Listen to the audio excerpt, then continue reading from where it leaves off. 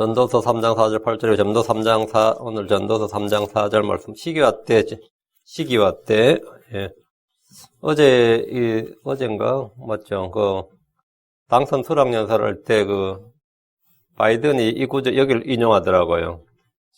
전도서 성경에 바이블 세이즈 하면서, 무너뜨릴 때도 있고, 뭐, 이렇게 쭉 때가 있는데요. 지금은 치유할 때다. Time to heal. 이렇게. 그러죠. 맞죠? 근데 이제 그분이 이제 캐톨릭 신자거든요. 바이든 독실한 캐톨릭 신자인데, 그러면 이제 미국에서는 캐톨릭 신자는 두 번째 대통령입니다. 존 F 케네디가 첫 번째고, 두 번째인데, 예. 전도 3장 4절입니다. 같이 읽겠습니다. 울 때가 있고 웃을 때가 있으며 애고할 때가 있고 춤출 때가 있으며 했죠. 이제 3장 4절 나올 때는 때와 시기와 때 무슨 때가 있다. 그냥 기도합시다. 위대하시고 거룩하신 주 하나님 감사합니다. 하나님께서 도우시 국률 베풀어 주시고 복을 주실 간구합니다. 주의 충만케 하여 주실 간구합니다. 전능하신 주 하나님께서 주의 전날 아침에 주의 말씀을 듣는 모든 혼들을 복 주시고 주의 영을 충만케 하여 주시고 주의 은혜가 또 위로부터는 주의 지혜와 주의 권능을 덧입도록 인도해 주시옵소서. 사랑하는 아버지 하나님, 말씀 집내기뿐 아니라 이 시간 예배를 드리는 미국의 모든 교회들, 혼들을 복 주시옵소서. 감사드리며 주의 성기도합니다. 아멘.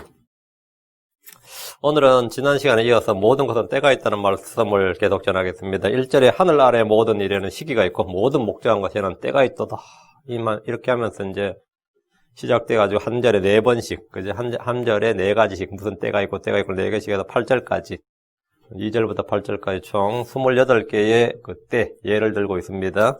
날 때, 죽을 때, 심을 때, 뽑을 때, 죽일 때, 고칠 때, 무너뜨릴 때, 세울 때, 웃을 때, 울 때, 웃을 때, 애고갈 때, 춤출 때, 돌들 버릴 때, 돌들 함께 모을 때, 껴안을 때, 껴안는 것을 금할 때, 얻을 때, 잃을 때, 지킬 때, 버릴 때, 찢을 때, 꿰맬 때, 잠잠할 때, 말할 때, 사랑할 때, 미워할 때, 전쟁할 때, 합평할 때, 이렇게 한 절에 4개씩 총 이제 28가지의 때를 말하고 있습니다.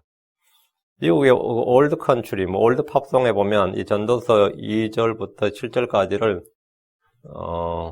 노래한 노래도 컨트리송도 있습니다. 유튜브에 찾아보시면 명곡이 상당히 Time to be born, 이렇게 그렇게 시작해가지고, 이 성경 가사가 그대로, 들어보셨는지 모르겠는데, 계속 타임 나오는 그 노래가 있어요. 그게 이 전도서 가사를 그대로, 이제 사람들이 많이 따라 부르고 있는데, 그게 성경 구절인지 아닌지 모르겠네. 전도 3장 2절부터 7절까지 그대로 가사를 쓴 겁니다. 아주 명곡이지. 네. 찬송가나 복음송가가 아니라 그냥 팝송이에요. 팝송인데, 예전에 히트 쳤던, 그때 미국이 아주 좋은 때였죠. 그래서 한 28가지를 말하고 있는데, 하늘 아래 모든 일에는 시기와 때가 있다는 것은 이 땅에 사는 사람들의 모든 일에 시기와 때가 있다, 이 말입니다. 일할 때가 있고, 그다음 쉴 때가 있습니다. 중요하죠? 일할 때가 있고 쉴 때가 있는데 구분 못하면 난감하죠. 일할 때는 일을 해야 되고, 쉴 때는 쉬어야죠. 말을 해야 할 때가 있고, 침묵해야 하는 때가 있습니다. 말을 해야 될 때 침묵을 하면 뭐가 되는 거죠? 아주 비겁한 놈이 되고, 몸을 사린다, 아니면, 아주 별 욕도 안 먹습니다. 반면에 침묵해야 될 때 막 떠들면, 그것도 좀 곤란하죠. 시험을 당할 때가 있고, 승리할 때가 있습니다. 하늘 아래의 모든 것은 시기와 때가 있습니다. 사람들도 늘 때를 말합니다. 때를 기다린다, 그러게 하고, 지금 때가 아니다, 그러기도 하고. 또, 우리가 일상 이야기할 때도 내가 어릴 때, 내가 학교 다닐 때, 어디 살았을 때, 내가 뭘 할 때, 때라는 말은 말할 때마다, 무슨 말할 때마다 이 말마다 때를 언급합니다. 때. 무슨 일이나 사건 설명하려면 때란 말을 넣지 않으면 말 자체가 되질 않습니다. 우리의 모든 일과 행동, 이런 시기가 있고 때가 있기 때문입니다. 지금 우리는 밤이 많이 지났고, 낮이 가까운 때입니다. 지금 우리가 살고 있는 이 시기는 주의 오심이 가까이 오고 있는 때입니다. 자, 본문 보겠습니다. 4절입니다. 울 때가 있고 웃을 때가 있으며 애고할 때가 있고 춤출 때가 있으며 울 때와 웃을 때는 지난 시간에 이미 다루었고요. 애고할 때가 있고 춤출 때가 있으며 여기부터 시작합니다. 사람이 애고할 때가 언제입니까? 애고갈 때가 있고 애고갈 때가 있죠. 애고갈 때가 있고 아브라함은 아내 사라를 묻으면서 애곡했습니다. 사라는 가나안 땅에 있는 헤브론에서 죽었고 묻혔습니다.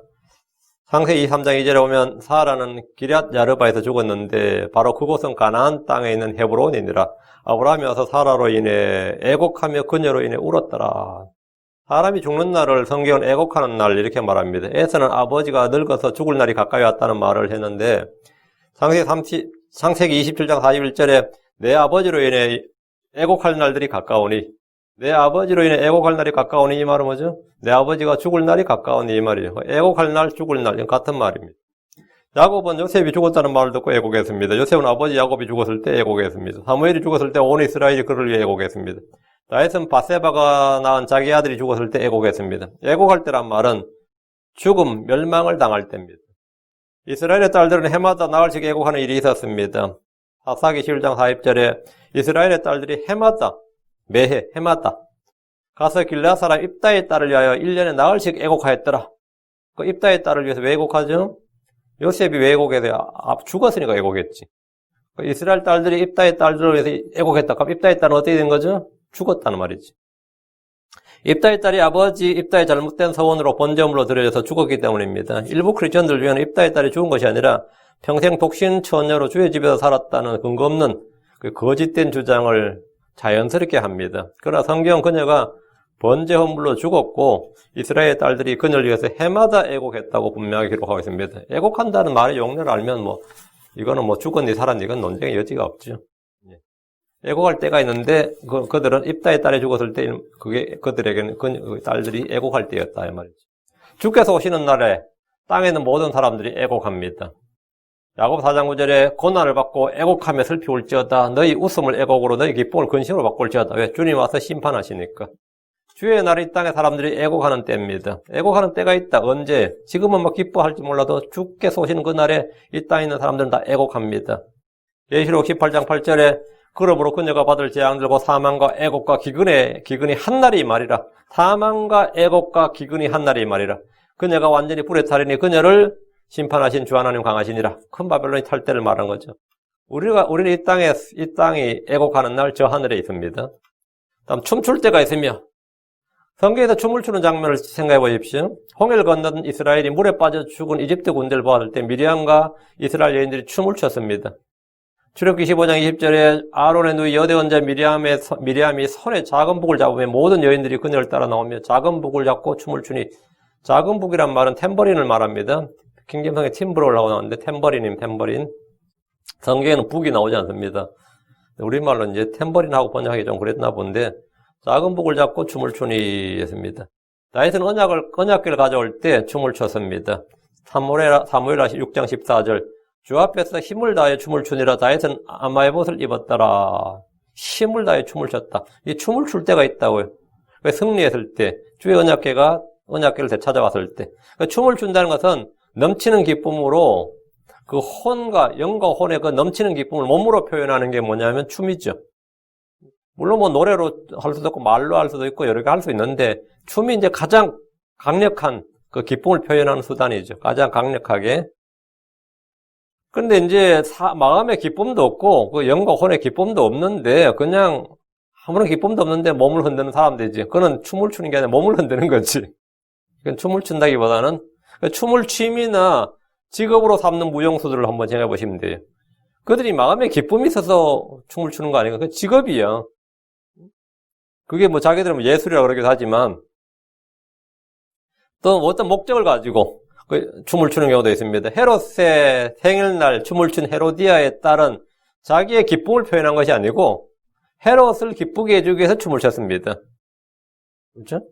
오늘날 현대음악이나 현대무용에서 추구하는 춤은 그 사람의 몸을 흥분시키고 그 몸에 자극을 주기 위해서 그 혼의 기쁨이 없으니까 몸을 통해서 내 혼의 기쁨을 주기 위해서 춤을 추는 거예요. 혼의 기쁨이 있어서 그 혼의 기쁨을 몸으로 표현한 게 아니라 반대로 몸을 잡고 확 흔들든지 어떻게 해서 내 혼에 좀 자극을 주고 싶어 하는 게 지금 현대 그 춤이죠. 요즘 좀 그런 림보니, 트위스트, 브레이킹 댄스, 팍스, 프로, mambo, 삼바, 룸바, 탱고. 그 춤들이 그 아프리칸 댄스라 그래요. 아프리칸 뮤직, 아프리칸 댄스. 그 뭐냐면 몸을 자극해서 혼에 뭔가를 좀 전달하자는 거죠. 이게 거꾸로 하는 거죠. 하나님 우리에게 뭘 주신 분? 기쁨을 주시는 분입니다. 그 기쁨이 충만하면 이제 몸으로 그 춤이 저절로 나오는 겁니다. 애곡이 극심한 슬픔의 표현이라면 춤은 넘치는 기쁨의 표현입니다. 애곡할 때가 있고 춤을 출 때가 있다. 애곡할 때가 있고 크게 슬퍼할 때가 있고 크게 기뻐할 때가 있다 이 말입니다. 5절입니다. 돌들을 버릴 때가 있고 돌들을 함께 모을 때가 있으며 껴안을 때가 있고 껴안는 것을 금할 때가 있으며 돌들을 버릴 때라는 건 언제입니까? 예, 무너뜨릴 때죠. 산에 밭을 만들려면 그 땅을 파면 산에는 돌이 많죠. 그럼 그 땅에 돌을 다 파서 모두 파서 버려야 됩니다. 버려야 돼요. 밭은 돌이 필요한 것이 아니라 흙이 필요하지. 돌이 있으면 씨앗을 뿌려도 뿌리를 내리지 못하고 작물을 심기 어렵단 말이죠. 제가 어릴 때 산을 하나 작은 밭을 하나 개간했는데 그 소쿠리에다가 그 진짜 돌 주워서 밖에 내다 보는데 몇 년을 했어요. 그런 밭은 말이죠. 제대로 작물 못 심으니까 뭘 심냐면 콩을 심습니다. 콩밤매는 아낙내 그죠? 콩밤매는 아낙내란 말은 최악의 밭에다가 고생하는 이야기예요. 나 그 한국에 어떤 노래 보니까 콩밤매는 아낙내한테 내가 그거 들으면 내가 진짜 싸하지. 콩밭이란 것은 가장 나쁜 땅입니다. 그래서 거기다 콩을 몇 해 심지. 그래서 돌을 계속 캐내서 버리고 또 하고 또 그러면 이제 콩은 밑에 뿌리에 질소적이 있어요. 폭주머니가 있어서 땅이 좀 좋아집니다. 그 작물이. 그래서 그렇습니다. 그런데 흙에 돌이 섞여 있으면 밭에 씨를 뿌리거나 작물을 심을 수가 없기 때문에 계속 흙을 돌을 갖다 버려야 됩니다. 그래야 이제 밭이 되는 거예요.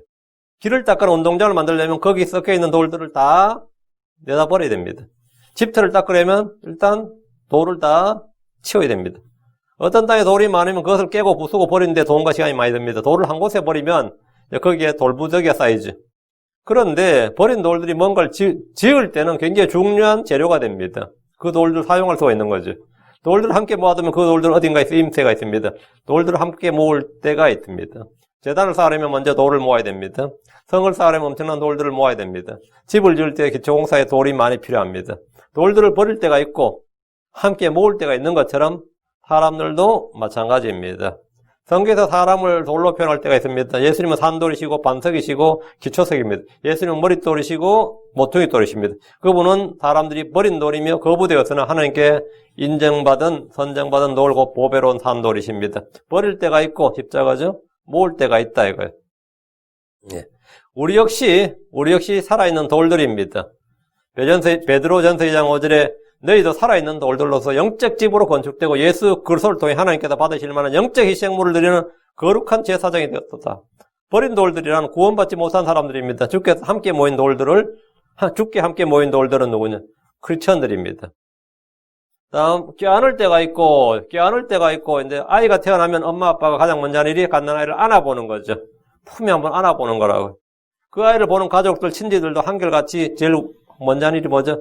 내가 한번 안아봐도 되냐 해서 한번 안아보는 거예요. 안아보자. 껴안을 때가 있습니다. 미국같이 허그 문화가 발달해 있어서 사람들이 껴안는 것이 굉장히 자연스럽습니다. 사람을 만날 때 반가움을 표현하기 위해서 악수만 하는 경우도 있지만 여기는 껴안는 경우가 굉장히 많습니다. 그래서 이제 이 코비들도 많이 확산시켜서 그렇죠. 요즘은 이제 껴안지도 마라, 이제 악수도 하지 마라, 이런 문화가 됐네요. 이집트에 살던 요셉이 고센에서 아버지 야곱을 만났을 때, 그 아버지의 목을 껴안고 한동안 울었습니다. 한번 생각을 해봐요. 야곱을 만났을 때 그 요셉의 마음을. 그 아버지의 목을 껴안으면서 거기 한동안 울었다고 나오죠. 야곱이 바다나람에서 돌아올 때, 형 에서가 나왔죠. 형 에서는 마중을 나온 건데, 이제 야곱 생각엔 자기 죽이러 온 줄 알고 완전히 겁을 먹었었죠.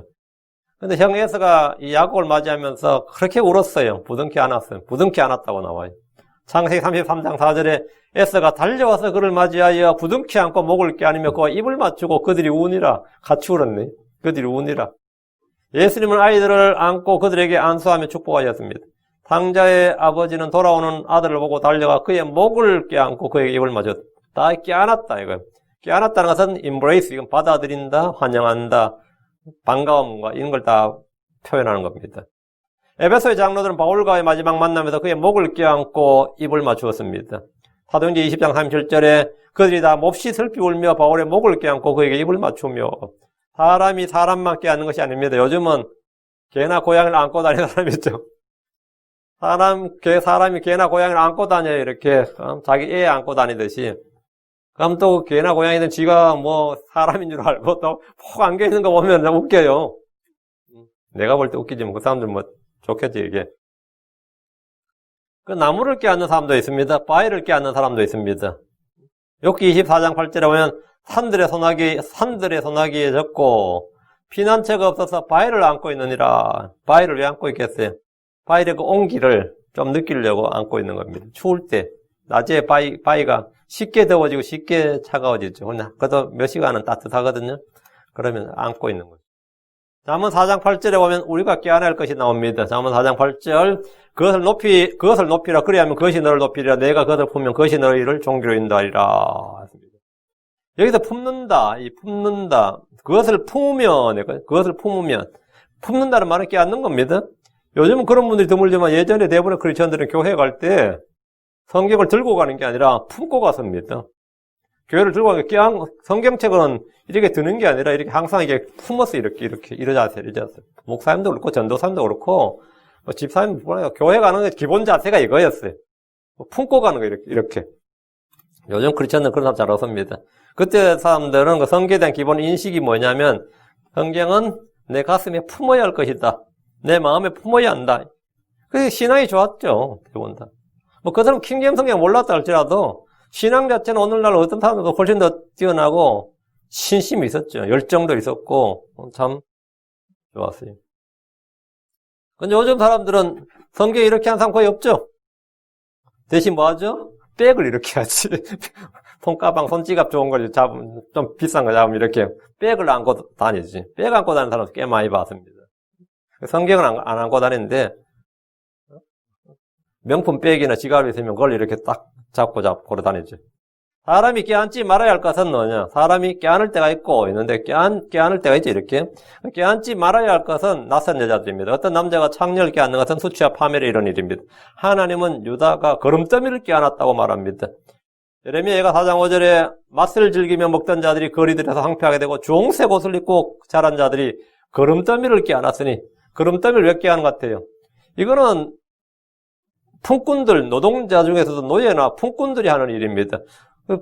여기는 거름더미를 밭으로 옮기려면 거름더미 어떻게 되면 막 쇠스랑으로 막 해서 옮겨야 되죠. 그리고 어떤 건 잘 안 되는 것은 손으로 막 이렇게 해서 품고 안아야 돼요. 거름더미를 안고, 시골 자란 사람들 이거 흔히 아는 일이죠. 그래서, 거름더미는 똥통도 들고 안아야 될 때가 있어요. 똥통도, 두 사람이 들면 두 사람이 들지만 한 사람이 들 때는 똥통을 안아야 됩니다. 똥통도 안아야 돼요. 그게 유다가 지금 그렇게 됐다. 그러면 주홍색 옷을 입고 하면 이건 귀족이란 뜻이죠? 그럼 거름더미를 껴안았으니 이 말은 천민이란 뜻이죠. 노동자 천민이란 뜻이에요. 유다가 그렇게 떨어졌단 말이에요. 격이. 주홍색 옷을 입고 자란 자들이 거름더미를 껴안았다. 이 말은 신분과 지위가 한없이 낮아진 것을 말합니다. 일꾼들이 일을 하다 보면 거름을 줘야 되는데 그것을 옮기는 과정에서 거름더미를 껴안게 됩니다.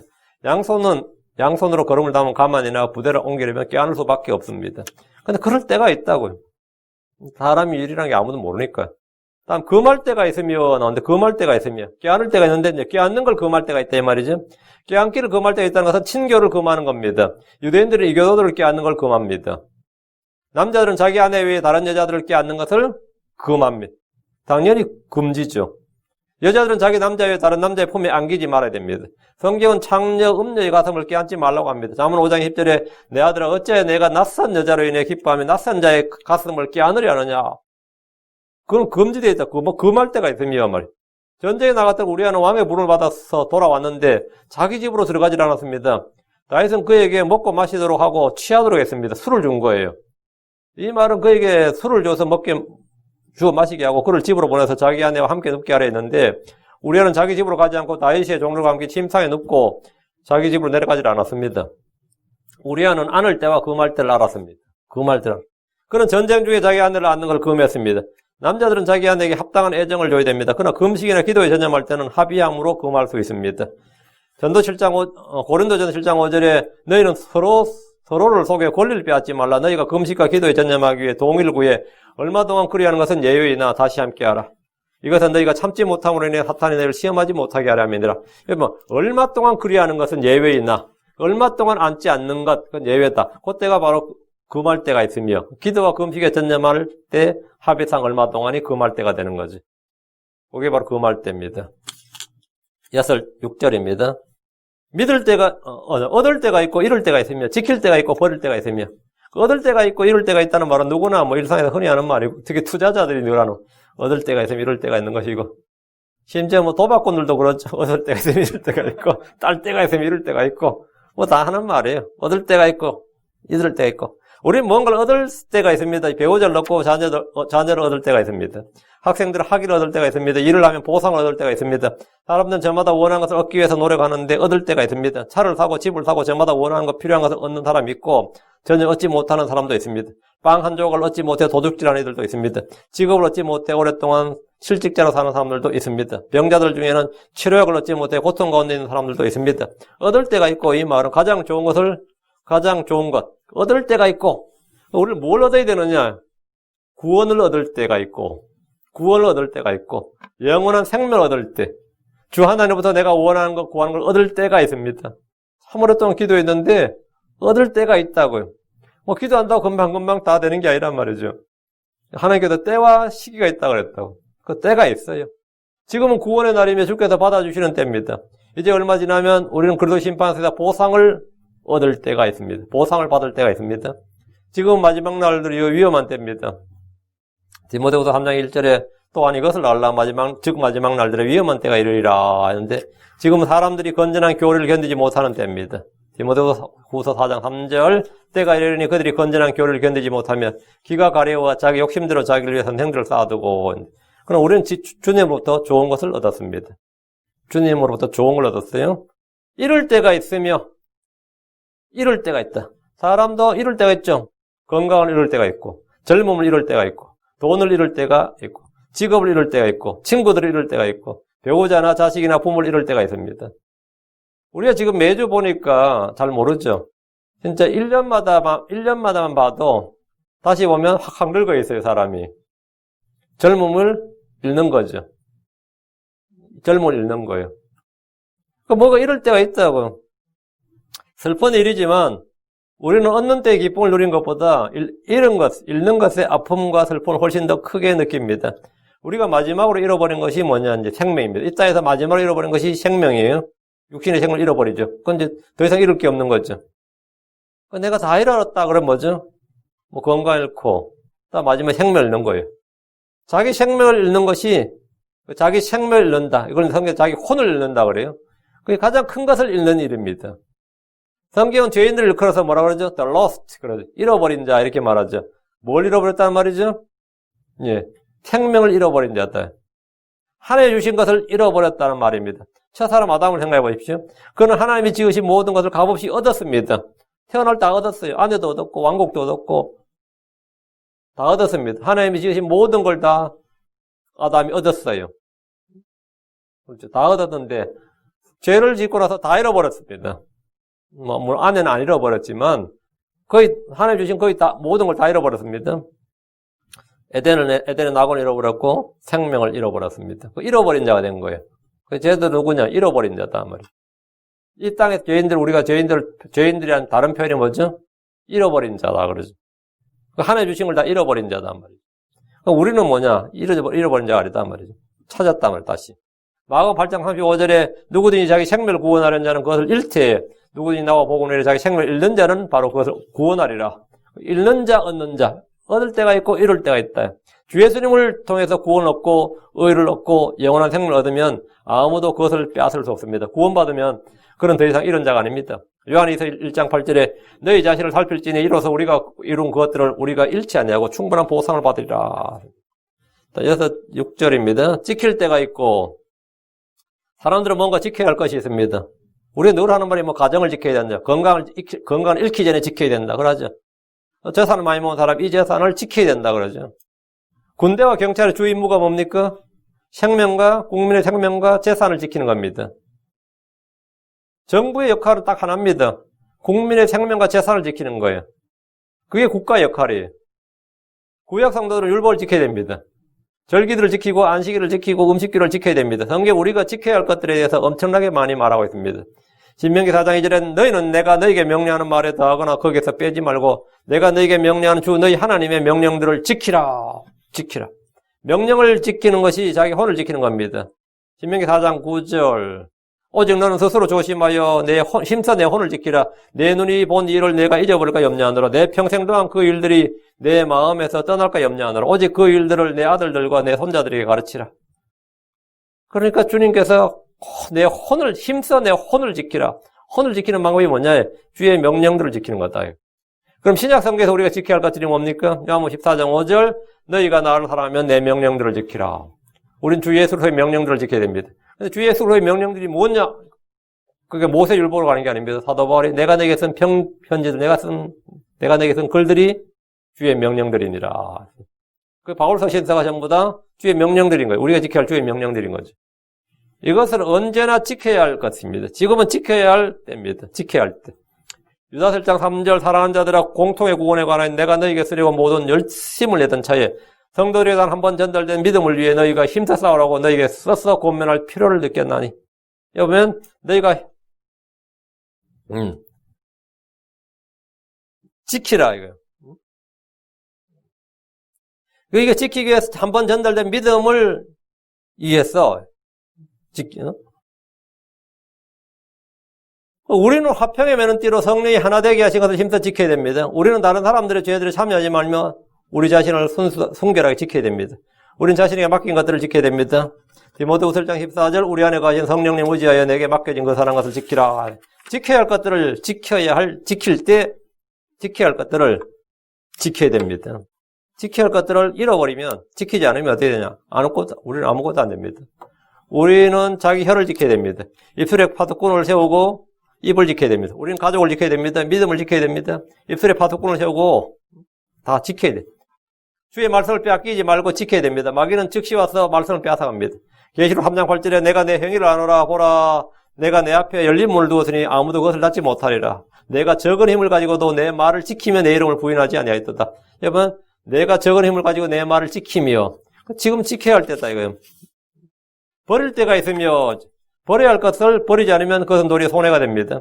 우리는 어둠의 행위를 버려야 됩니다. 우리는 욕심들에 따라 부패한 옛사람을 벗어버려야 됩니다. 우리는 육신의 죄들에 속한 몸을 버려야 됩니다. 옛사람 그 행위를 벗어버립니다. 모든 악의와 교활함과 위선과 시기와 모든 비방하는 말을 버려야 됩니다. 베드로전서 2장 1절에 그러므로 모든 악의와 모든 교활함과 위선과 시기와 모든 비방하는 말을 버리고 조금은 남겨두지 말고 모든이란 말은 뭐죠? 다 버리라 이거예요. 모든 비방하는 말을 버리고 조금은 비방하는 걸 남겨두는 게 아닙니다. 다 버려야 된다. 어떤 이는 자기가 지켜야 할 자기 아들을 버립니다. 자식을 버리는 부모가 있고 부모를 버리는 자식도 있습니다. 여자가 자기 남편을 버리고 다른 남자와 결혼하면 그녀는 간음하는 겁니다. 제자들은 6월절 밤에 주를 버리고 떠났습니다. 지킨 게 아니라 버렸습니다. 유대인들은 하나님의 명령을 버리고 사람들의 전통을 지켰습니다. 버릴 때가 있다는 것은 제자들을 보면 쉽게 알 수 있습니다. 제자들은 주를 만난 후에 자기들의 모든 것을 버리고 주를 따랐습니다. 마가복음 10장 28절에 그때에 베드로가 그분께 말하기 시작하여 이르되 보소서 우리가 모든 것을 버리고 주를 따랐나이다 하며 주 예수를 믿는 자들은 가족들을 부양하고 지켜야 됩니다. 그런데 어떨 때는 버려야 할 때도 있습니다. 누가복음 18장 29절 그분께서 그들에게 이르시되 진실로 내가 너에게 이르노니 하나님의 왕국을 위하여 집이나 부모나 형제나 아내나 자녀를 버리고 그런데 대부분의 유대인들은 주 예수 그리스도를 거절하고 그분을 버렸습니다. 그분의 말씀을 버렸습니다. 그런데 그들은 사도들이 전해준 복음을 버렸습니다. 대만 현 세상을 사랑하여 바울을 버리고 떠났습니다. 어떤 이는 믿음과 선한 양심을 버리고 믿음에 관해서는 파선했습니다. 지켜야 할 때와 버려야 할 때가 있다는 것은 지켜야 할 것과 버려야 할 것을 아는 데서 시작됩니다. 야고보서 1장 21절 그러므로 모든 더러움과 넘친 악을 내버리고 접붙여진 말씀과 너희 혼을 구원할 수 있는 말씀을 온양으로 받아라. 여기 보면 모든 더러움과 넘친 악을 내버리고 이건 내버려야죠.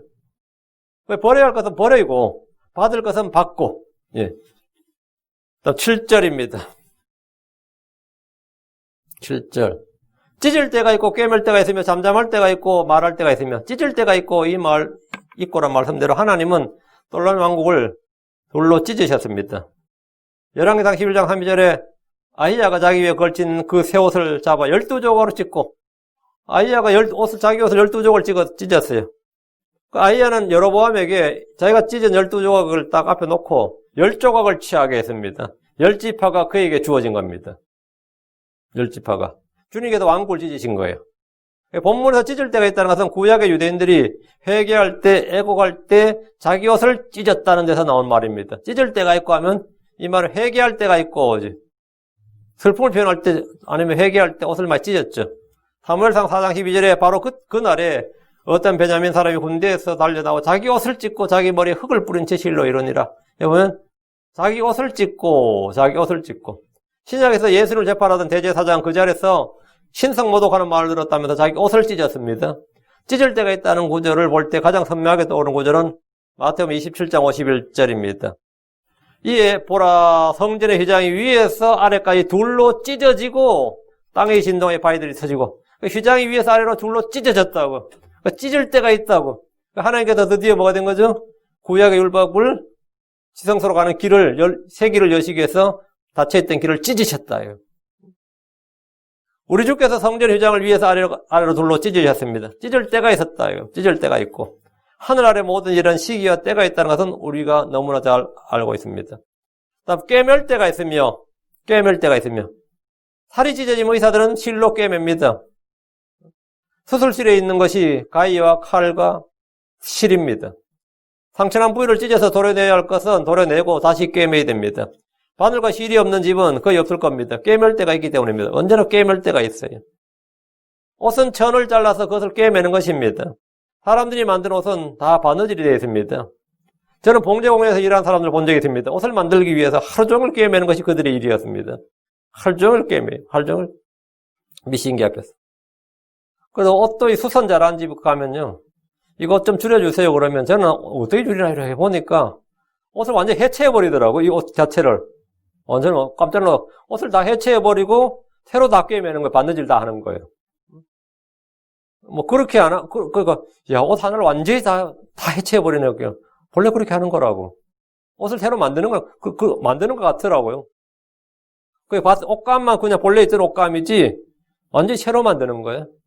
완전히 새로 만드는 거예요. 다 꿰매는 거죠. 바느질이 되어 있지 않는 거, 꿰매지 않는 옷, 바느질이 되어 있지 않는 옷은 우리 주님이 만들어주신 옷입니다. 하나님 우리에게 새 옷을 주십니다. 계시록 19장 8절에 또 그녀가 깨끗하고 희고 고운 암화포 옷을 차려입도록 허락하셨는데 그 고운 암화포는 성도들의 의인이라 하더라. 이건 꿰매지 않는 옷입니다. 다음 잠잠할 때가 있고 주님은 언제나 담대하게 진리를 선포하셨지만 언제나 주의 말씀을 선포하셨어요. 길에나 거리에서나 시장에서나 회당에서나 성전에서나 어느 집에 가서나 주님 어디서나 이 말씀을 선포하셨지만 주님께서 재판받으실 때는 잠잠하셨습니다. 재판받으실 때는. 마태복음 26장 3절 예수님께서 잠잠하시거늘 대제사장 응답하여 그분께 이르되 내가 너로 하여금 살아계신 하나님을 두고 맹세하게 하노니 내가 하나님의 아들 그리스도인지 우리에게 말하라 하며 주님은 빌라도 앞에서도 잠잠하셨습니다.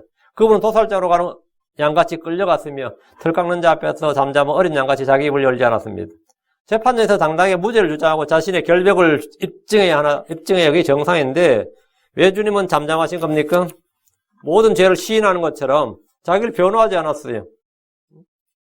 주님은 공정한 재판을 받지 못했습니다. 그러나 그분은 잠잠하셨고 그 불의한 재판을 다 받아들이셨습니다. 왜 그렇게 한 겁니까? 어리석은 자들 앞에서 대답하는 것은 어리석은 일이기 때문입니다. 어리석은 자 앞에서 우리는 잠잠해야 됩니다. 잠언 26장 4절에 어리석은 자의 어리석은 것을 따라 그에게 대답하지 말라. 너도 그와 같을까 염려하노라. 잠잠해야 할 때 열변을 토하면 어떻게 될 것 같습니까? 이에 대해서 주님이 말씀하셨습니다. 마태복음 7장 6절 너희는 거룩한 것을 개들에게 주지 말며 너희 진주를 돼지 앞에 던지지 말라. 그것들을 자기들의 발밑에다 짓밟고 다시 돌이켜서 너희를 찢을까 염려하노라. 이게 우리가 어떤 세상에서 제일 큰 하지 말아야 할 논쟁 그런 말 있죠. 친구나 친척이나 심지어 가족들 앞에서도 하지 말아야 잠잠해 침묵해야 되는 게 이게 뭐냐면 종교 문제하고 정치 문제라 그래요. 그 종교 문제하면 논쟁이 벌어지고 싸운다고. 또 정치 문제하면 부부 간에서 싸울 때 있고 부자 간에서 싸울 때 있어요. 응? 난 트럼프를 지지하는데 난 바이든을 지지한다 하면 막 싸워요. 싸우는데 어떤 데 싸움이 시작해가지고 이 투표를 앞두고 가족이 찢어지는 한국도 그런 일 많이 있었어요. 미국도 마찬가지일 겁니다. 그 정치 문제는 뭐냐? 테이블에서도 잠잠해야 된다고. 한두 번 말하면 안 되면 그냥 딱 뺏어야지. 그 설득하려고 그러면 안 된다고. 잘 안 된다고. 제가 목사님들한테 맞아 정치 문제 이야기해 보세요. 그들이 뭐라 할 것 같아요? 자기가 견해 같으면 괜찮아. 견해가 다르면 저런 분별력 없는 목사가 이래 생각해요.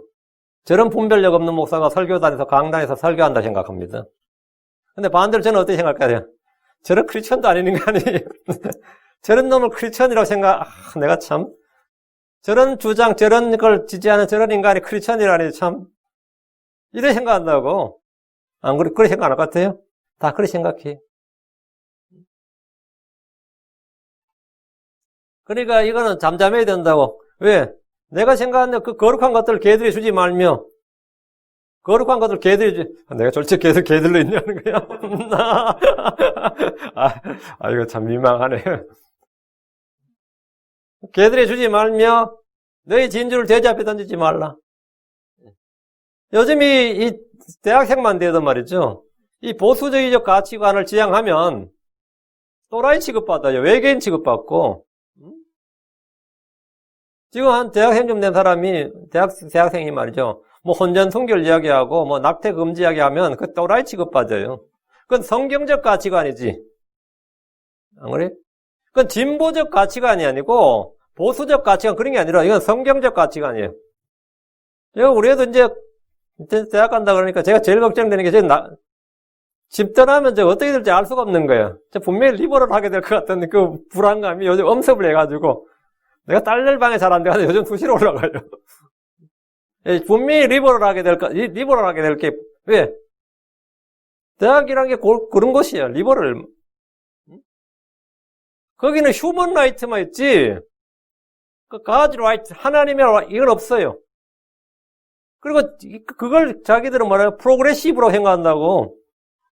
나는 얘들이 비블리컬 마인드를 갖기를 원해. 비블리컬 마인드를 갖기를 원해요. 근데 그게 잘 돼, 안 돼? 이제 머리 굵어져 봐. 이제 싸운다고. 저도 예전에 성경 문제로 많은 크리스천들과 논쟁했습니다. 침묵해야 될 때 논쟁을 한 거야. 나는 나름 열정으로 하나님의 바른 말씀을 전해주고 싶을 때 그런 마음에 열변을 토했지만 지금 돌이켜보면 많은 경우는 잠잠해야 할 때였습니다. 내가 그들을 어떨 때는 진짜 논쟁으로 논팔해가지고 완전히 침묵을 시킬 때가 됐거든요.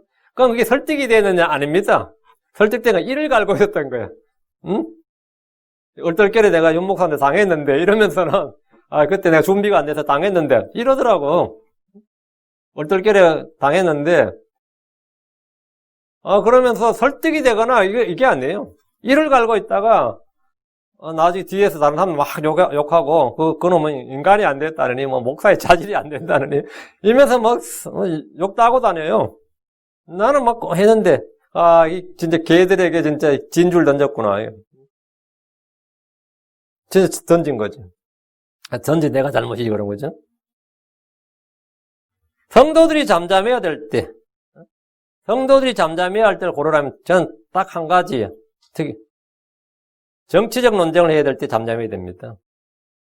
특히 이 좌파 사회주의를 지향하는 성도들 앞에서는 잠잠하는 것이 좋습니다. 그게 silent majority가 돼야 되는데 우리가 지금 loud minority가 된 거예요. 떠드는 소수가 된 거. 그래 되면 안 돼. 괜히 설득하려고 하지 말고 잠잠할 때라고 생각이 됩니다.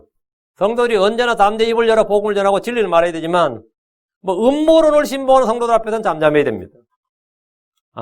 프리메이슨이 일루미나이트니 시오니즘이 어떻고 유대인들이 세계 음모 장악이 어떻고 이런 검은 세력이 세계 정부 어쩌고 하면서 하면 어떻게 아무도 소울스도 없어요. 소울스도 근거도 없는데 자기들끼리 갖고 있는 소울스가 있어. 자기들만 가지고 있는 인터넷에서 떠도는 소울스가 있는데 그것이 이제 그들의 진리야.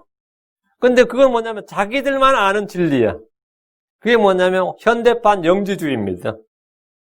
초대교회 때 영지주의는 자기들만 빛과 진리를 안다고 생각했죠. 오리겐부터 시작해서 그런 사람들이. 그 영지주의인데, 오늘날 교회에서 영지주의 누구냐면 음모론자들이에요. 그 온 세상은 다 쏟고 있어. 모두가 로마 교황청 수하에 있고, 모든 정치인, 경제인, 과학자, 언론인, 심지어 모든 교회가 다 로마의 교황청이 있는데 그냥 교황도 아니고 또 뒤에 검은 교황이 있어가지고 또 검은 교황은 또 예수의 지배를 받고 그건 또 프리메이슨의 지배를 받고 다음에 일루미나이트의 지배를 받고 다음에 무슨 뭐가 있고 이래가지고 그 내가 아이고 참 목사님 저 여기 라미라다의 목사님 한 분 계세요. 그런 책도 쓰셔가지고 그 책을 가지고 나한테 왔더라고. 그래서 목사님 참 피곤하시겠습니다 했더니만 내가 이제 그걸 좀 약간 이제 나보다 나이도 훨씬 많고 해서 대놓고 저 못하고 그래도 목사님 이게 사실인데 어떡합니까? 이러는 거야. 이게 사실인지를 어떻게 하냐고 했더니 물론 맞을 수도 있어요. 100% 아닌 건 아닐 수도 있는데 있을 수도 있다 치자고. 근데 문제는 이거는 이렇게 하면 그들은 세상이 전혀 알지 못하는 아니면 이 소위 말해 예수 믿는 목사들도 전혀 알지 못하는 지식과 비밀들은 자기들이 가지고 있다는 거야. 영지주의자들이지. 교회에 와서 이 프리메이슨 이야기하고 일루미나이트 이야기하고 유대인들의 세계 정복견이 적그리스도가 지금 누가 될 것인지 누가 적그리스도니까 전에 영국의 윌리엄 미셰가 적그리스도다 지금은 멕시코에 누가 적그리스도가 수백 명이 넘어요 보면. 저희 교회도 그런 분이 한 분 계셔서 제가 예전에 그분 윌리엄 미셰가 적그리스도가 런던 올림픽 때 그때 이제 재림한다 주님이 재림한다고 막 주장했던 분인데 진짜 멀쩡하게 생겼거든요. 교회에서 열심히 다니고 성경공부 참 열심히 하는 분인데 아이고 그래. 그래가지고 이제 저희 교회 나갈 때 한 말이 계세요. 2년 뒤에 예루살렘의 제3성전 세워지면 목사님 믿어야 됩니다. 그래서 지금 몇 년 지났다. 그러다 지금 몇 년 지났는지 몰라요. 마음대로 안 세워지면 자기가 그 헛된 걸 알고 회개하고 돌아와야지. 근데 안 그래요. 그러니까 잠잠해야 될 때야. 교회에서 여러 가지 정치 이야기하는 것도 마찬가지입니다. 우리는 계속 선거를 치르는 그런 시민의 의무와 권리가 있습니다. 그러나 이 정치적 견해나 주장이 다른 사람들이 그런 이야기로 교회에서 논쟁을 하는 것은 아무 유익도 없습니다. 얼마 전에 어떤 목사님이 제 홈페이지 방명록에다 뭘 써놨더라고. 이 시대에 반공투사로 열심히 일하는 어떤 목사님을 깔 수가 있느냐 이런 식의. 내가 반공투사로 열심히 일하는 목사님 왜 목사가 반공투사 열심히 일하지? 근데 그분도 지금 목사가 됐나 본데 멀쩡한 교회에서 성도 반 이상을 데리고 나갔는데 교회를 세운 유일한 이유가 뭐냐면 반공이야. 근데 지금 그 있는 교회도 반공이 아닌 목사도 아니야. 그냥 그걸 별로 말을 안 하는 목사일 뿐이지. 그 목사는 그냥 교회에서 정치적으로 논의도 안 하자는 건데 이 사람 하자는 거야. 침묵하자는 사람하고 열심히 떠들자는 사람하고 이게 파가 갈라진 거예요. 그 교회가 두 개 된 거예요. 그것도 킹제임스 성경 교회인데 둘 다가 참 내가 어쩌다가 목사가 됐는지 모르겠지만 제가 그랬어요. 목사가 된 소명의 이유가 뭐냐 이거예요. 목사로 부르시는 바는 그 이유가 복음을 전하기 위해서가 아니라 방공하기 위해서요. 강단에서 방공 설교하기 위해서. 제가 참 기가 찰 노릇이죠. 그러니까 아무 유익이 없어요. 성도들이 잠잠해야 할 때는 또 뭐냐. 어리석은 변론과 족보와 논쟁과 율법에 관한 다툼들입니다. 디도 3장 9절에 그런 어리석은 변론과 족보와 논쟁과 율법에 관한 다툼들은 피하라. 그것들은 무익하고 헛되니라. 잠잠해야 할 때, 잠잠하기만 해도 그는 지혜론자로 여겨집니다. 잠잠해야 할 때 무슨 말함으로 미움을 받기도 하고 적을 만들기도 합니다. 성도들이 잠잠해야 할 때가 언젠가 교회에서 방언을 하는 자들이 통역하는 자가 없으면 잠잠해야 됩니다. 그것은 잠잠해야 할 때예요. 고린도전 14장 28절 만일 통역하는 자가 없으면 그는 교회 안에서 잠잠하고 자기가 하나님께 말할 것이니라. 교회 안에서 여자들은 잠잠해야 됩니다. 고린도전 14장 34절 너희 여자들은 교회들 안에서 잠잠할지니 말하는 것이 그들이 허락되지 아니하였고 또 율법도 말하는 바와 같이 그들은 순종하도록 명령을 받았느니라. 사랑 안에서 진리를 말하고 속으로 감마주고 그렇게 말하지 않고 불평이나 쓴뿌리를 쏟아낸다면 차라리 침묵하는 것이 훨씬 낫습니다. 다음 말할 때가 있으며 말을 해야 할 때는 언제냐? 말을 해야 할 때 말을 하지 않으면 이제 비겁한 자되고 겁쟁이가 되고 위선자가 됩니다. 침묵으로 굳게 지켜야 할 것이 있고 담대 입을 열어 말해야 할 때가 있습니다. 사도 바울은 에베소 6장 19절 또 나를 위하여는 내게 말한 것을 허락하사 내가 담대 입을 열어 복음의 신비를 얻도록 신비를 알리도록 구하라. 우리는 하나님의 신비를 맡은 청지기들로서 담대히 입을 열어 말해야 됩니다. 지금은 복음을 선포해야 할 때입니다. 이사야 58장 1절 크게 외치라 아끼지 말고 내 목소리를 나팔소리같이 높였어. 내 백성에게 그들의 범법을 야곱의 집에서 그들의 죄들을 보여주라. 진리를 말해야 할 때 거짓말하거나 진실을 말해야 할 때 침묵하면 그것은 죄입니다. 주께서 이들 향해서 그의 파수꾼들은 눈먼 자들이며 그들은 다 무지한 자들이며 다 말 못하는 개들이므로 짖지 못하는도다. 그들은 잠자고 눕고 졸길 좋아하니. 지금 수많은 크리스천들이 형제들끼리는 입을 크게 벌려 다투고 싸우면서 정작 진리를 말해야 할 때는 입을 닫고 있습니다. 침묵하고 있습니다. 우리가 말해야 될 때가 있죠. 말해야 될 때가. 나는 그거 반대다. 이렇게. 나는 이게 딱 자기 의견을 정확히 말하고 반대를 해야 된다. 근데 반대해야 될 때는 또 가만히 있어요. 8절입니다. 사랑할 때가 있고 미워할 때가 있으며 전쟁할 때가 있고 화평할 때가 있도다. 전에 우리는 하나님을 미워하는 자에서는 지금은 그분을 사랑합니다. 주 예수를 아는 때부터 우리는 하나님과 형제들, 이웃을 사랑할 때입니다. 에스겔 16장 8절에 이제 내가 내 곁으로 지나가며 너를 보니 보라 내 때가 사랑할 때더라. 내 때가 사랑할 때더라. 내가 내 옷자락을 내 위에 펴서 너의 벌거벗은 걸 덮어주며 참으로 내가 내게 맹세하고 너와 함께 언약 속으로 들어가며 내가 내 것이 되었느니라 주 하나님 말하노라. 지금은 우리가 뭐 할 때다? 내 때가 사랑을 할 때더라. 우리가 주의 소유가 되면서 우리는 서로 사랑하라는 대명령을 받았습니다. 사랑을 할 때다 이거지. 남편은 언제나 자기 아내를 사랑해야 됩니다. 친구는 언제나 사랑해야 됩니다. 잠언 17장 11절에 친구는 언제나 사랑하며 형제는 어려운 때를 위하여 태어났느니라. 언제나 사랑하며. 성경이 말한 사랑은 육체의 정욕을 발산하고 충족하는 것을 말하지 않습니다. 성경에서 말하는 사랑한다는 말은 뭐냐? sacrifice 한다는 뜻입니다. 희생한다. 다음엔 책임을 진다. 의무를 다한다는 말이에요. 내가 내 가족을 사랑한다는 말은 가족을 위해서 희생한다. 책임을 다한다. 가족을 위해서 의무를 다한다. 이 말입니다. 그게 사랑한다는 말이에요. 사랑한다. 이 말은 뭐냐면 내가 내 자신과 너를 동격으로 하고 뒤바꿀 수 있다. 너를 위해서 내 생명을 줄 수 있다. 그러니까 내 생명과 네 생명이 내가 사랑하는 대상과 나는 일치하기 때문에 이걸 맞바꿀 수 있는 것. 그게 성경이 말하는 사랑이에요. 그게 내가 널 사랑한다는데 이 미국 사람들의 지금 현대 언어에서 이 사랑한다는 말은 전혀 그 뜻이 아닙니다. 그냥 좋아한다는 뜻입니다. 그러다 보니까 개를 보고도 I love you 그래요. I love you. 고양이를 보면서 I love you. 이 말은 뭐죠? 나하고 네하고는 같은 가치고 난 너를 위해서 죽을 수 있다. 뒤바꿀 수 있다. 이 말이 되는 소리야. 이게 자기를 개의 수준으로 고양이 수준으로 낮춘 거지. 이들이 말한 사랑은 성경이 말한 사랑이 아닙니다. 성경이 말한 사랑은 희생과 의무와 책임을 다하겠다. 그걸 위해서 내 생명을 쓰겠다는 겁니다. 내 생명을 쓰겠다. 성경이 말한 사랑은 자기의 목숨을 내어놓는 겁니다. 주께서 우리를 사랑하셨다는 것은 우리를 위해서 자기 생명을 내놓으신 것을 말합니다. 요한일서 3장 16절에 하나님께서 우리를 위해 자신의 생명을 내놓으셨으므로 이로써 우리가 그분의 사랑을 깨닫나니 우리가 형제들을 위해 우리 생명을 내놓는 것이 마땅하니라. 생명을 내놓는 것, 그게 뭐냐? 사랑이다 이거예요.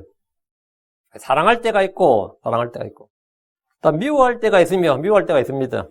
하나님은 사랑이시기 때문에 크리스천들은 아무도 누구도 미워해서는 안 된다고 하는 주장은, 안 된다는 주장은 어리석은 크리스천들의 거짓된 주장입니다.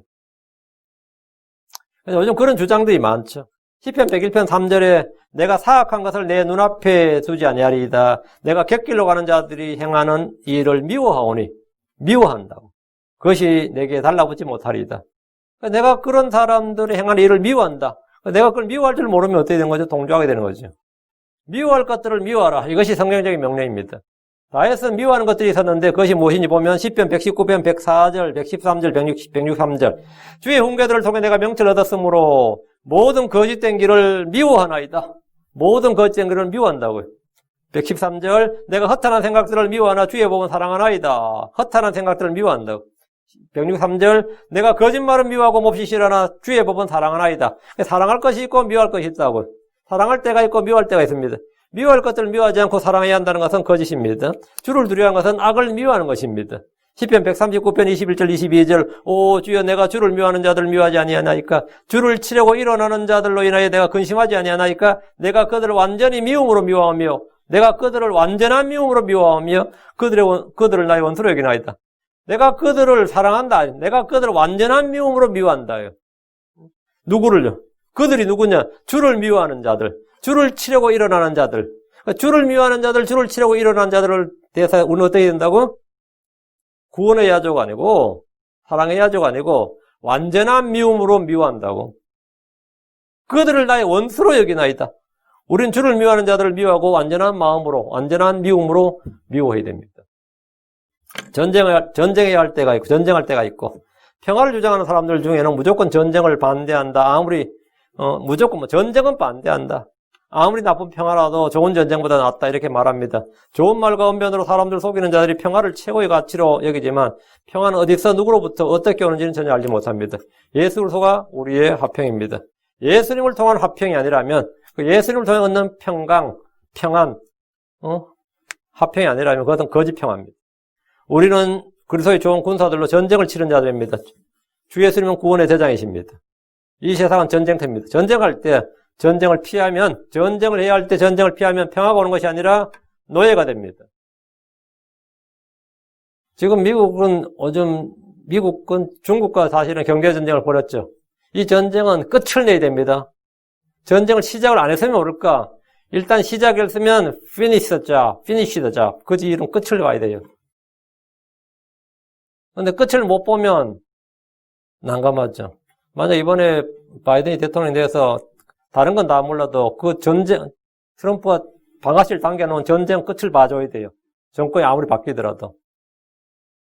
근데 그래서 중국은 미국을 늘 협박하는 게 하나 있습니다. 엄청난 미국의 채권을 중국이 가지고 있어요. 천조 달러 이상이나. 그러면 그거 풀어버리면 뭐 미국은 파산하는 거죠. 휴지돼 버리니까. 우리가 이거 푼다는 그 중국 인민은행에서 늘 그 겁주는 거 하나가 우리가 갖고 있는 이 채권이야. 그 미국이 이게 항상 아킬레스건으로 걸리는 뭐 군대로 이런 건 떠났어. 그래서 이게 이제 미국이 중국을 옥죄는 전쟁 무기가 뭐였냐면 이번에 법안이 사실 얼마 전에 발의는 됐어요. 그게 뭐냐면 청나라 때 청나라 시절 청나라 말기에 미국이 중국에 청나라에 산 채권이 있습니다. 그게 한 2,000조 원은 좀 덜 돼요. 한 1,800조 원이 넘는데 그거 내놓으라 그런 거예요. 그러니까 이자 치면 1경이 돼요. 막가이 전쟁으로 완전 중국 파산하는 거죠. 근데 그거는 중국이 청나라를 그대로 저걸 했기 때문에 그 의무가 있어요. 근데 그거는 실제 받겠다는 게 아니라 실제 어떻게 그걸 받겠어요? 이제 그 위협을 못하게 하는 거죠. 이건 그 말은 뭐냐면 전쟁이 시작됐다 이 말입니다. 서로가 그런 말을 한다는 자체가 이미 전쟁이 시작됐다. 이런 전쟁은 끝을 봐야 됩니다. 끝을 봐야 돼. 그 전쟁해야 할 때가 있는데 전쟁하다 말고 중간에 꼬리를 내린다. 그럼 평화가 오는 것이 아니라 노예가 되는 겁니다. 이 자유란 것은 말이죠. 이기는 자, 정복자의 것이지 패배자의 것이 아닙니다. 왜 많은 사람들이 죄의 종, 쾌락의 종, 정욕의 종, 부패의 종, 육신의 종으로 삽니까? 전쟁을 안 하는 겁니다. 전쟁을 한번 결심을 했어. 한번 나도 이제 죄의 종으로 더 이상 살지 말고 의의 종으로 한번 살아보자. 나도 주의 종으로 한번 살아보자. 이렇게 결심했으면 선한 소원과 선한 결단인데 뭐 한 이틀 3일 하다 그냥 하면 한 달도 채 못 가서 그냥 전쟁 중단해버린다고. 끝을 봐야 된다고. 피니쉬. 끝을 봐야 돼요. 미국도 한국 전쟁을 끝을 봐서 해야지. 끝을 안 보니까 지금도 아직 전쟁이 안 끝났죠. 근데 전쟁을 지금 끝을 봐야 돼. 끝을 안 보고 종전선언 하자 그러죠. 끝이 안 났는데 어떻게 종전을 해요? 이 일은 끝을 봐야 된다고. 끝을 안 보면 그 대가가 엄청난 거죠. 왜 사람들이 계속해서 죄의 종으로 사느냐? 왜 정욕의 종으로 살고 부패의 종으로 살고 육신의 종으로 사느냐? 싸우지 않기 때문에. 난 싸우는데도 안 된다면 승리하지 못하게 됩니다. 삶과 죽음이 오가는 전쟁터에서 평안을 누리지 못한 이들은 포로 수용소에 있는 이 전쟁터에서 평안을 누리는 유일한 그룹이 누구냐면 포로 수용소에 있는 포로들입니다. 그들은 아침에 일어나서 밥 먹고 운동하다가 씻고 사상교육 좀 받고, 밤에 자고, 평안하게, 전쟁 끝날 때까지. 패배자들이, 그들은 뭐, 전쟁터보다 내가 낫다 그러지. 여러분이 지금 삶에 아무런 문제가 없다고 한다면, 둘 중에 하나입니다. 승리자이거나 포로자거나 둘 중에 하나입니다. 내가 완전히 정복하고 승리자가 되어서, 내가 자유를 누리고 평안을 지금 누리고 있다는 건 됐어, 오케이. 반대로 내가 완전히 노예가 됐어. 자유를 누리고 있다면, 완전 황당한 거죠. 화평할 때가 있도다. 화평할 때가 있도다. 우리말의 안녕이란 말은 탈이 없는 무탈한 평안이라는 뜻입니다. 그게 안녕입니다. 안녕. 안녕하십니까? 하면은 무탈하시고 평안하십니까? 이 말이에요. 참 좋은 말이죠. 히브리어의 샬롬이란 말 있죠. 그게 평안이라는 뜻입니다. 예루살렘은 화평의 도시라는 뜻입니다. 화평할 때가 언제입니까? 인류는 전쟁의 역사예요. 평안은, 화평할 때는 전쟁과 전쟁 사이에 잠깐 존재하는 시간. 그게 화평할 때입니다. 사람이 화평할 때는 언제냐? 주 예수 그리스도의 피를 통해서 하나님과 화평하고, 이 하나님의 화평이 그 안에 임할 때입니다. 하나님의 화평이 임하면 그때는 마귀와 세상, 죄와 육신과의 전쟁이 시작됩니다.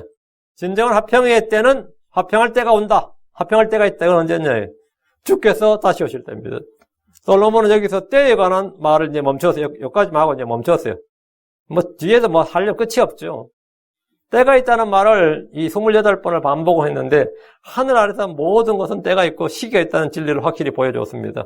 하나님의 때, 하나님의 목적, 하나님의 계획, 이것을 담은 것이 성경책입니다. 성경은 하나님이 일하는 때, 시각을 보여주는 거대한 예언의 플랜입니다. 자, 때가 있다. 하늘 아래 모든 이런 시기와 모든 목적한 것에 때가 있다 했는데, 여기까지 하고, 이제 다음 시간에 이제 9절부터 하겠습니다. 기도합시다. 위대하시고 건조하는 감사합니다. 하나님께서 오늘 주신 말씀 선포했습니다. 하나님께서 참 모든 것에 시기가 있고 때가 있다고 했는데, 저희도 그 때를 알게 하시고, 때를 잘 분별할 수 있게 주셔서, 참 때에 맞는 말을 할 줄 알게 하시고, 또 침묵할 땐 침묵하고, 싸워야 할 땐 싸우고, 화평할 때는 화평하고, 안을 때는 안고, 금할 때는 금하고, 아버지 하나님 이런 것을 구분할 수 있는 그런 지혜와 명철과 분별력을 허락하여 주시길 간구합니다. 아버지 하나님 침묵해야 될 때 떠들지 않고, 또 아버지 입을 열어 담대히 선포해야 될 때 또 침묵함으로써 피하지 않고, 싸워야 할 때 저희가 또 회피하지 않냐고. 아버지 이런 참 크리스천으로서 의무를 다할 수 있도록 은혜 허락해 주시옵소서. 그리고 그런 복을 저희가 충분히 누리도록 도우시길 간구합니다. 감사드리며 주의 성기도합니다. 아멘.